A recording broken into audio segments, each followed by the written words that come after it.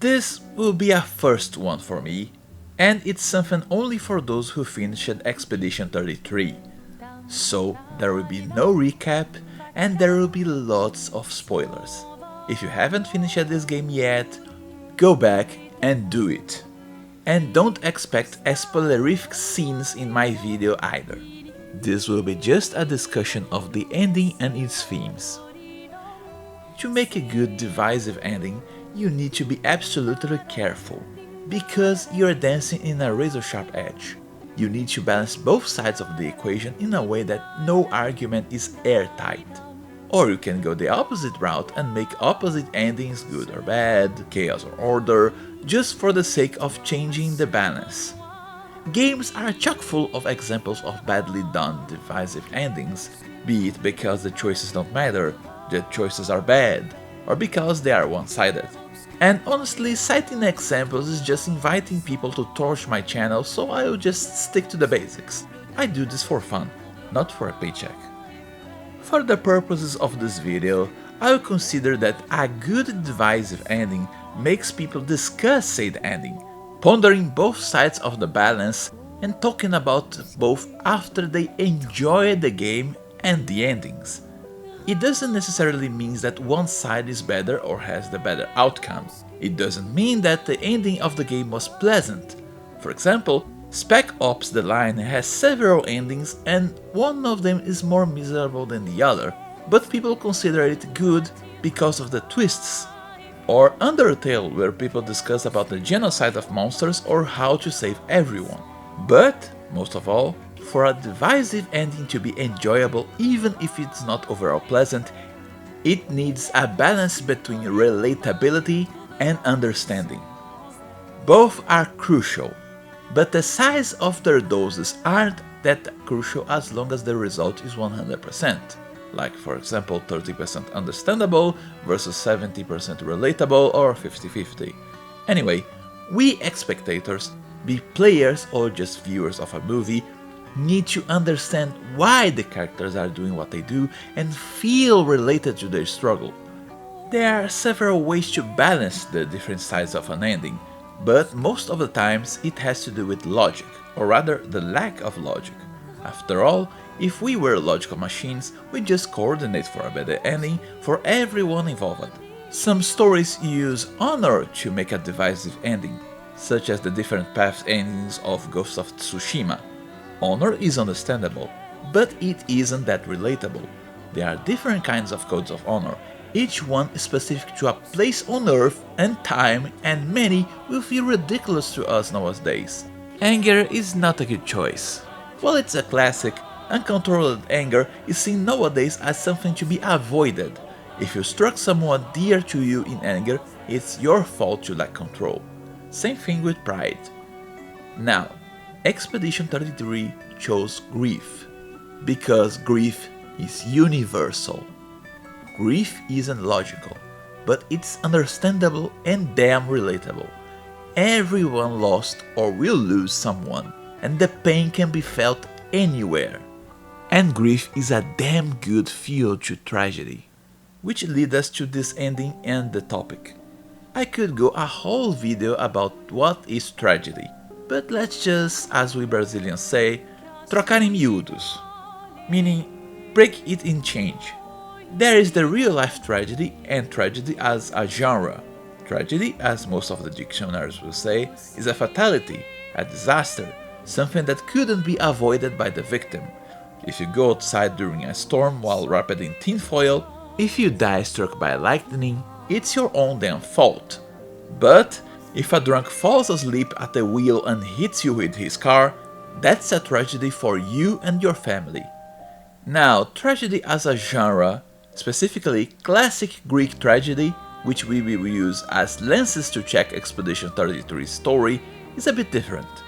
There are several Greek artists and philosophers who have different points of view to what is tragedy, but the greatest tragedies of the Greek mythos talk about people being victims of either their own nature, like pride, for example Bellerophon's ascension to Olympus in defiance of the gods, or fate, like Oedipus.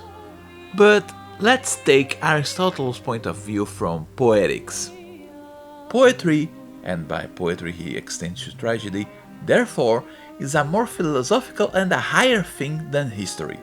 For poetry tends to express the universal, history the particular. Tragedy is an imitation not only of a complete action, but of events inspiring fear or pity. Such an effect is best produced when the events come on us by surprise, and the effect is heightened when, at the same time, they follow as cause and effect. The tragic wonder will then be greater than if they happened of themselves or by accident, for even coincidences are most striking when they have an air of design.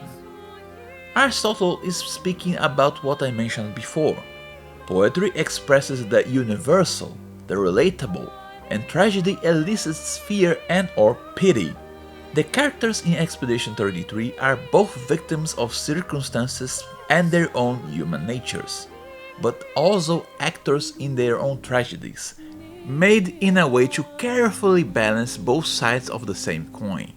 Our tragedy begins with a family that was torn apart when writers set fire to the manor, killing Verso, the favorite son, and plunging the descendants into grief.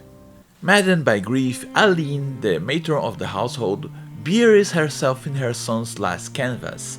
Desperate to free his love, the father, Renoir, also plunges himself into the canvas to pull her out, having to destroy what his departed son did, in order to free his wife. Enter the picture Alysia, the youngest daughter of the family. How she is related to the fire that killed Verso is unclear, but she is held responsible by most of the family, which only makes her life even more miserable, considering that said fire scared her and robbed her of an eye and the ability to speak. In an attempt to get her mother out of the canvas, she dives within it only to be absorbed and turned into a character within this fantasy reality. She lives a whole life not knowing who she is and what is her purpose. Worst of all, her new life is absolutely riddled with misery caused by outside factors. Her parents loved her, but they are wiped out because of her real father's struggle with her mother, and because she subconsciously knows she's an outsider, she can't fit in. To make matters even worse, the person she loved most, Gustave, is killed in front of her, which ironically set her into a path of vengeance against her real father, or well, a copy of her real father. For the Descender family, everything is merely a simulation, but for her, it's as real as it gets, and her path of vengeance to save the people of Lumiere and those whom she cares about is nothing but a giant lie in a struggle between the equivalent of gods. Killing the paintress achieves nothing but to hasten the demise of everyone she holds dear. And on the other side of the coin lies Verso. He knows he's a copy of the real Verso, with the extra cruelty of having all the memories of a life he never had.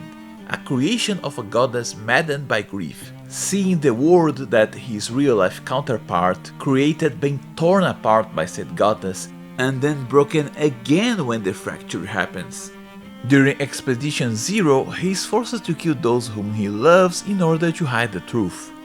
And through more than 100 years he sees throngs of people, living, thriving people being slaughtered in vain attempts to actually be wiped out faster.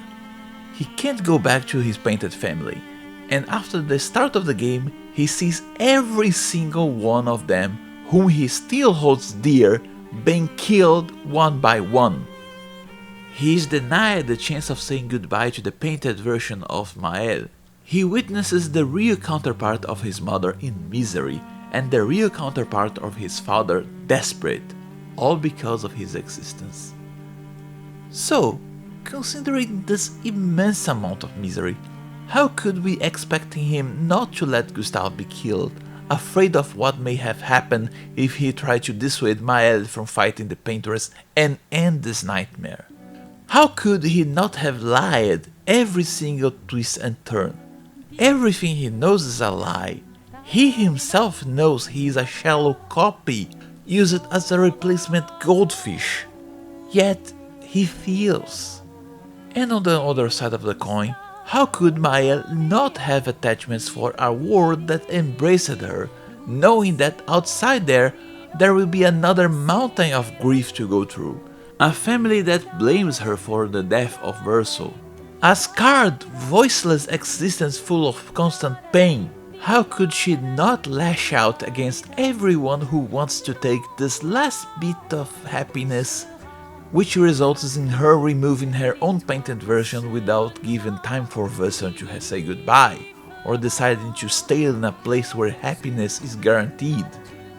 How can we expect an ounce of rationality from any of them? Sure, destruction of whole realities is something ludicrous, but the relatable, the understandable lies in its core, its base. These are people struck mad by grief and pain and can't see any way out.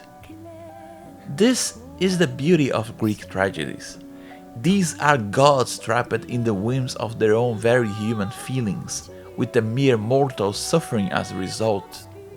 The whole population of Lumiere are sentient people with their own lives, doomed in one way or the other to oblivion, because their gods are also people, very vulnerable people.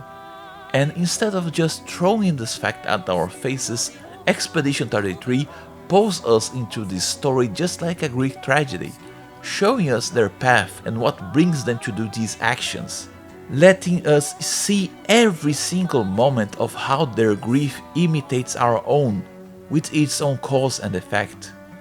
These emotional reactions are a result of their circumstances, and they are guided by what they accumulated through this trip.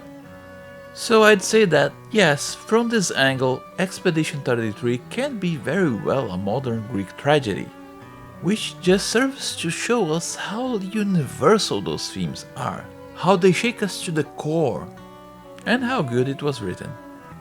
Both sides of Expedition 33 ending balance, Mael and Verso, may not be equal in intent, but they are equal in personal tragedies that divide players and give ample ground for discussion. And this is just the basics.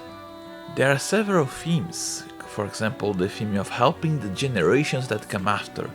In fact, I'd like to use this last moment to be a tad selfish and indulge in some personal thoughts. If the grand theme of the game is one of self-sacrifice above the grief, of strive for something better, and if enabled to leave something for the generations to come, for those who come after, couldn't the ending where Mael is forced to let go of Verso's canvas, the sacrifice of the whole population of Lumiere, be so she could create her own realities to soar? That's all for today, and thank you all very much. If you enjoyed, please like and subscribe.